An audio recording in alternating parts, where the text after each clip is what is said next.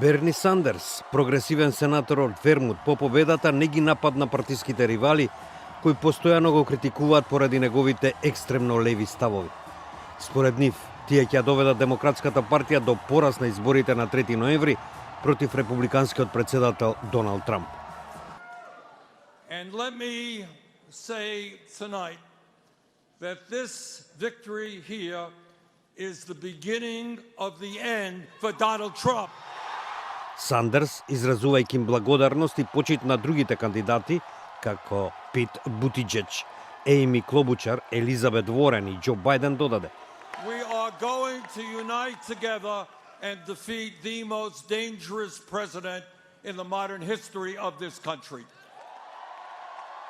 Умерениот Пит Бутиџеџ, 38 годишен поранешен градоначалник на Јужен Бенд, Индијана, го освои второто место откако го претрка Сандерс во минатонаделниот хаотичен и спорен прв надпревар во Ајова.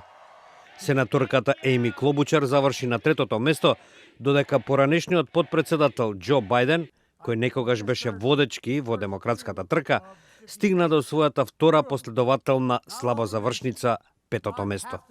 Во Ајова беше на четвртото место. Бајден, според посматрачите, сега со сигурност ќе се соочи со прашање во врска со одржливоста на неговата кампања и неговата способност да консолидира умерена поддршка против кандидатите во подем како Бутиџеџ и Клобучар. Сандерс по победата во Њу Хемпшир, иако станува збор за мала држава, би можело да има предноси во наредните партиски избори во Невада и Јужна Каролина, кои се одржуваат во февруари, пошто на 3 март ќе се гласа и во 14 други држави.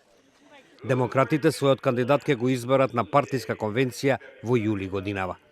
Во Њу Хемпшир митинг имаше председателот Доналд Трамп, кој ги критикуваше кандидатите на демократите дека не знаат што прават.